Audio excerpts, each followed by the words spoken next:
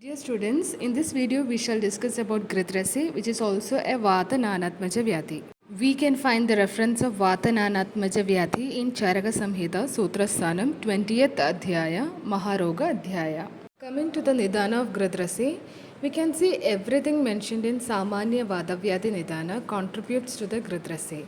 But then also we can specifically say that Adivyayama, exercise like that lifting of weight in the gym, then Dukha Shayyasana, sitting or laying over uncomfortable seats for a long time, then Vegadharana, suppression of urges, then Gaja, Oshtra, Shikra, Yana, and Patamsana, like riding camel, horse, elephant, etc., and falling during the ride. Now we can say that a long drive on two-wheelers or falling from the two-wheelers and getting injury towards the low back area. Then Abhighata, which is trauma, and any kind of fall onto the lower back region. Then marma akhada, injury to the vital points related to lower back region. All this can be considered as specific nidanas to the Gridhrasi. At the same time, everything which are the contributors of Vada Prakopa and Vada Vyadhi are also contributive to the Gridhrasi. Coming to the Samprapti, the sloka is Parshnim Pratyangulinam Ya Kandara Marutardita Satyukshebam Nigrahnadi Gridhrasim Tam Prajakshyade. So by this sloka, we will decode the Samprapti at different Kriyakala. The Chaya Avastha happens by repeated Nidana. Okay, the entire process gradually starts with the Vada Chayam. Then Vada Prakopa happens eventually by repeated Nidana, or sudden Prakopa happens by the reasons like Abhighata. In cases of Abhighata, there will not be any Chaya Avastha. Achaya Prakopa happens. Achaya Prakopa happens, which means directly Prakopa happens, Vada Prakopa happens. Then this Prakopita Vada will get localized or Sthana Samstra in the Kantara in Anguli of Pada, which faces the Parshni. Parshni means the back of the heel. So in Vekta Avastha, generally what is observed as Lakshana, the patient will have difficulty in lifting or elevating the leg while walking. The karma of walking is affected. The patient starts exhibiting antalgic gait. Before discussing the specific lakshanas of Gridhrasi, I would like to tell there are two types of Gridhrasi, which is Vataja Gridhrasi and Vata Kabaja Gridhrasi. Now the specific lakshanas of Gridhrasi, they are Spik Purva Kadi Prishta Uru Janu Janga Padam Kramad Gridhrasi Stamba Ruktoder Grihnadi Spandade Muhu Vadat Vada Kabhat Tantra Gaurava Aroja Ganvita. So Charaka Acharya has written this in Chikitsa Sthanam 28th chapter. So in Vada Gridhrasi and Vada Kabaja Gridhrasi, the site of pain and the nature of pain are same. So the pain starts from Spik and then successively to Kati, Prishta, Uru, Janu, Janga and finally Pada. The nature of pain will be Ruk, Toda means pricking pain, Spandade Muhu means twitching sensation in between. So the other symptoms which can be seen are Stamba, it will be more in Vadaja Gridhrasi, restricted movements and the stiffness. And in Vada Kabaja Gridhrasi, we can also see the symptoms like Tandra, Gaurava, Arojaga, apart from the pain in Spik, Kadi, Prishta, Uru, Janu, Janga and Pada. Let us see the details of sciatic nerve which is involved in the Gridhrasi. So then sciatic nerve, it actually originates from the lumbosacral plexus.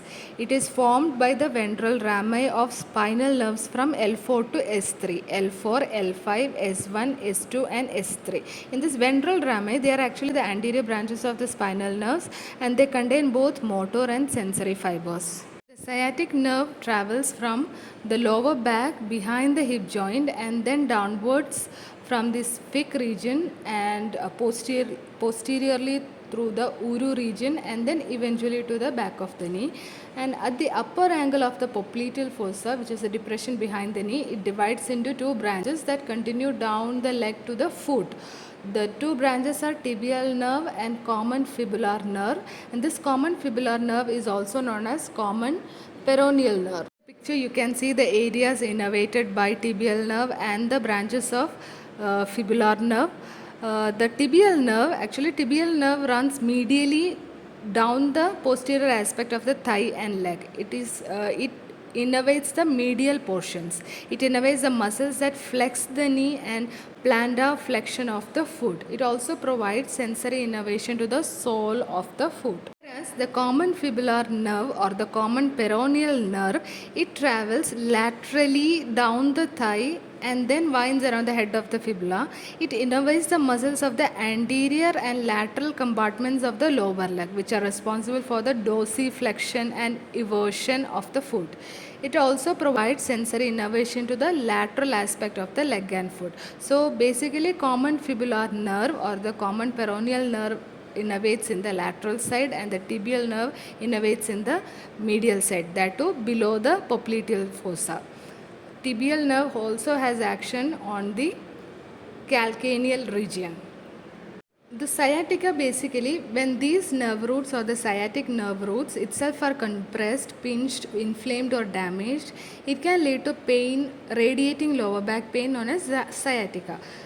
Basically the symptoms are the radiating lower back pain, potentially reaching up to the foot region.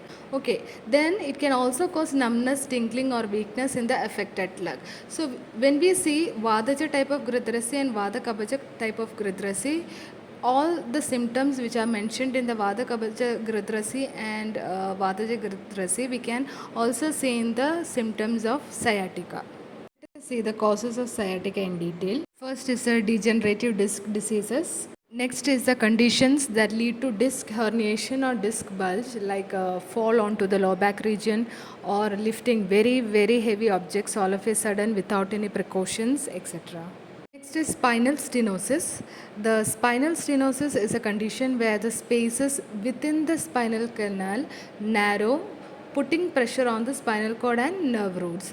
This narrowing can lead to pain, numbness and weakness, especially in the legs. This condition is most commonly caused by wear and tear on the spine, particularly related to arthritis. Next is piriformis syndrome.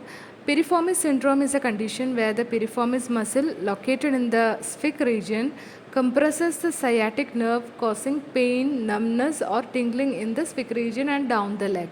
This pain is exactly same as sciatic pain and it is often described as sciatic pain. For assessing the lumbosacral nerve root irritation, we use two tests, that is SLR and slump test. SLR is straight leg raise test, or it is also known as Lasigue's sign. Usually the SLR is positive if the patient feels pain at an angle of 30 degree to 70 degree while the examiner makes the patient to lift the leg without flexing the knees. While lying supine on an examination table, then it confirms that sciatic nerve root compression is present. So the examiner do the Brigard sign again to confirm the sciatic nerve root compression. That is, the examiner brings the leg few degrees below the painful arc and dorsiflex the patient's foot. When the patient feels increased pain, then the Brigard's test is positive and it confirms the sciatic nerve root compression.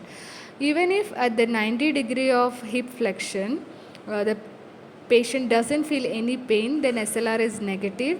But then also the patient has low back ache, then it is most probably due to any mechanical causes.